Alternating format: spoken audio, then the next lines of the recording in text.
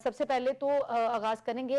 Barrister گوہر نے جو علی امین گنڈاپور صاحب کی بات کی ہے اپنی اور آرمی چیف سے علیحدگی میں ملاقات بھی ہوئی، اس کی تصدیق بھی کر دی ہے. آپ کیسے دیکھ رہے ہیں اس کو؟ دیکھیں یہ ایک میجر ڈیولپمنٹ ہے پی ٹی آئی کی. اگر میں بات کروں اور اسٹیبلشمنٹ کی بات کروں اور دونوں کے درمیان رابطوں کی،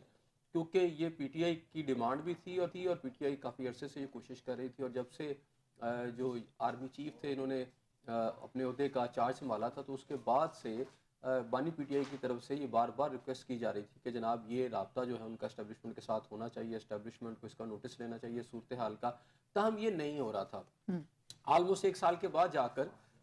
یہ آئس جو ہے بریک ہوئی ہے اور تصدیق چونکہ ہو چکی ہے اور کہیں سے اس کی ڈینائل بھی نہیں آیا. عام طور پر اگر اس طرح کی چیز نہ ہوئی ہوتی تو آئی ایس پی آر کی طرف سے اس کا ڈینائل آ جانا تھا، اس اسٹوری کو ریفیوٹ کر دیا جانا تھا. لیکن اب ایسا نہیں ہوا. اس کا مطلب یہ ہے کہ حکومتی حلقے ہوں یا اس وقت پی ٹی آئی کے حلقے وہ اس بات کی تصدیق کر رہے ہیں کہ یہ میٹنگ ہوئی ہے. اچھا میٹنگ بہرحال اس کا جو تناظر ہے یہ اس طرح کی میٹنگ تو نہیں آپ کو لگتی کہ جسے آپ بالکل بیک ڈور ڈپلومیسی کہتے ہیں، بلکہ یہ اوپن ایک ڈپلومیسی کا میں سمجھتا ہوں حصہ ہے کہ جب آرمی چیف پشاور پہنچے تو وہاں ڈیفینیٹلی وزیر اعلیٰ وزیر اعلیٰ خیبر پختونخوا تھے، ان کی موجودگی ضروری تھی، وہ وہاں پر تھے. اور اس کے بعد وہاں گورنر صاحب بھی موجود تھے اور اس کے درمیان میں بیرسٹر گوہر صاحب بھی وہاں پہنچے یا اس سے پہلے پہنچے. بہرحال یہ وہاں پر موجود تھے. اور یہ جو پی ٹی آئی کی طرف سے تصدیق کی جا رہی ہے ان رابطوں کی یا اس ملاقات کی، سب سے پہلے جو کوئی یہ سب سے میجر بڑی ملاقات ہے، تو اس کے اندر جو تیسری شخصیت تھی وہ پاکستان پیپلز پارٹی کی طرف سے یا حکومت کی طرف سے فیصل کریم کنڈی صاحب تھے، گورنر خیبر پختونخوا، جن کا ذکر پی ٹی آئی والے نہیں کر رہے، لیکن انہوں نے خود کہا ہے کہ وہاں پر وہ خود بھی موجود تھے. اور وہاں پر ان کی جو تلخ کلامی ہوئی جملوں کی علی امین گنڈاپور صاحب علی امین گنڈاپور سے، اس کی بھی خبریں باہر آ چکی ہیں کہ علی امین گنڈاپور صاحب جو تھے وہاں پر سے چلے گئے اور پھر کچھ دیر بعد واپس آئے. خیر یہ ایک تھوڑی سی ثانوی سی چیز ہے. اصل بات آتے ہیں اس کی طرف کہ جناب یہ جو آرمی چیف کے ساتھ ملاقات ہوئی ہے بیرسٹر گوہر صاحب کی، چیئرمین پی ٹی آئی جو ہے اس وقت، تو یہ ایک میجر ڈیولپمنٹ ہے. اور ملاقات سے پہلے پی ٹی آئی کا جو یہ کہنا کہ جناب کوئی ڈیل ویل نہیں ہو رہی، میرا خیال ہے اب تو سب کے سامنے یہ بات کلیئرٹی کے ساتھ آ جانی چاہیے کہ جناب یہ ڈیل ہی کی کوششیں ہیں کہ کوئی ڈیل ہو جائے، کوئی ریلیف مل جائے. تو وہاں ان کا چلے جانا بیرسٹر گوہر صاحب کا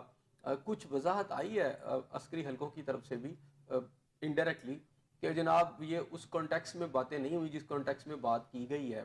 اور یہ بھی کہا گیا کہ بیرسٹر گوہر صاحب کو منع کر دیا گیا جب انہوں نے کوئی پولیٹیکل باتیں کرنے کی کوشش کی گئی تو ان سے کہا گیا کہ یہ پولیٹیکل طریقے سے ڈیل ہوگا، اسے پولیٹیکل لوگوں سے آپ جا کے ڈیل کریں. اور یہ امپریشن دیا گیا ذرائع کی طرف سے کہ جناب وہاں جتنی بھی باتیں ہوئیں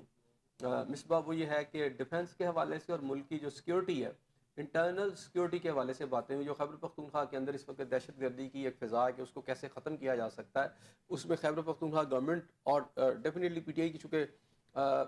کہا جائے ایک لحاظ سے تو ان کی حکومت بھی ہے وہاں پر، تو ایک تعاون کی ضرورت ہوتی ہے. تو اس تعاون کے تناظر کے اندر وہاں بیرسٹر گوہر صاحب بھی موجود تھے. لیکن اب سوال یہ پیدا ہوتا ہے کہ بیرسٹر گوہر صاحب کا وہاں موجود ہونا ہی بہت اہم ہے، کیونکہ اس سے پہلے اسٹیبلشمنٹ کی طرف سے کیٹیگورکلی یہ بات کی جاتی رہی کہ جناب تمام جو 9 مئی کے جو واقعات ہیں اس میں جو لوگ شامل ہیں اور جو ملزمان ہیں اور خاص طور پر وہ جو اس کے پیچھے جو برینز کام کر رہے ہیں، جو اس کے پیچھے اس وقت جو سوچ تھی، جو پلانر تھے، ان سب کو کیفے کردار تک پہنچایا جائے گا. تو اتنے سخت بیانات اور اتنے سخت سٹینس کے بعد آپ دیکھیں کہ یہ ملاقات بالکل ایک ڈیفرنٹ کانٹیکس میں ہو رہی ہے. اور ڈیفینیٹلی کہیں نہ کہیں تو آئس جو ہے وہ تھوڑی سی پگھلی ہے، برف پگھلی ہے. اور یہ جو بریک ہوئی ہیں چیزیں اس میں وہاں بیٹھنا یہ بڑا امپورٹنٹ تھا اس وقت بیرسٹر گوہر کا، کیونکہ آپ کو پتہ ہے کہ اس طرح کی میٹنگ کے اندر کوئی تیسرا آدمی بغیر اجازت کے، بغیر انڈرسٹینڈنگ کے، بغیر اپروول کے نہیں آ سکتا. رائٹ. اور اس میں پی ٹی آئی ہی کے چیئرمین کو بلانا، ایک پارٹی کے چیئرمین کا وہاں موجود ہونا، وزیر اعلیٰ کا بھی موجود ہونا. وزیر اعلیٰ تو چلے آپ کہنا کہ آپ کہتے ہیں کہ جی حکومتی شخصیت ہیں، وہ ایک گورنمنٹ کر رہے ہیں خیبر پختونخوا میں تو ان کا تو ہونا ضروری تھا. فیصل کریم کنڈی صاحب کی بات کریں تو وہ گورنر خیبر پختونخوا ہیں، ان کا بھی ہونا ضروری تھا. لیکن اس میں بیرسٹر گوہر صاحب کا ہونا بالکل بھی ضروری نہیں تھا. وہ ایک ایسی پارٹی کے چیئرمین ہیں جو بقول آئی ایس پی آر ایک انتشاری پارٹی ہے اور اس کے وہ چیئرمین ہیں، اور ان کی آرمی چیف سے ملاقات ہونا یہ بڑی امپورٹنٹ اور میرا خیال ہے سگنیفیکنٹ ایک قسم کی اس میں تبدیلی نظر آتی ہے اس وقت اسٹیبلشمنٹ کے پوائنٹ آف ویو کے اندر یہاں تو کوئی تبدیلی ہے کہ وہ وہاں پر پہنچے، کیونکہ ایک ایسی پارٹی کے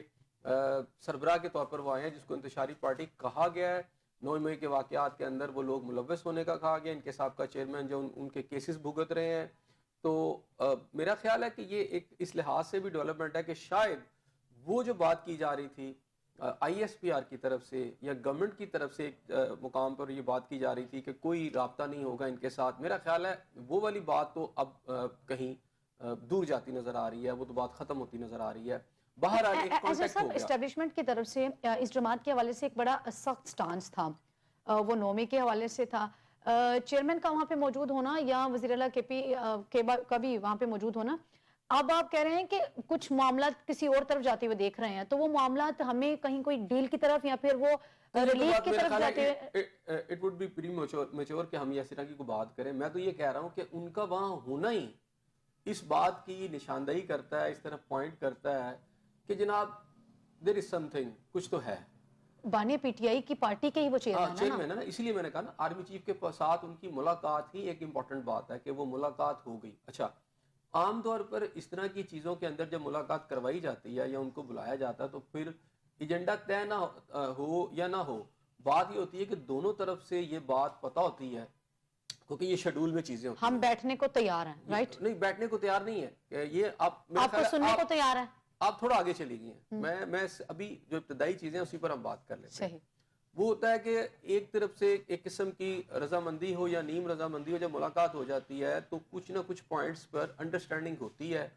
کہ یہ بات ان کی طرف سے آئے گی اور اس کا آنسر جو ہے وہ جو بھی آنا ہے، لیکن ہے کہ یہ چیزیں کیلکولیٹڈ ہوتی ہیں. اچھا، تو اب یہ وہاں جا کر یہ کہنا کہ جی جو بھی ذرائع کی طرف سے وضاحت آئی کہ جی نہیں، جسے کانٹیکس اس کا کچھ اور تھا تو اس کسی اور کانٹیکس میں بیان کی گیا، میرا خیال ہے کہ وہ ان کے ورژن میں کوئی اتنی زیادہ مجھے اسٹرانگنیس نظر نہیں آتی. اس لیے کہ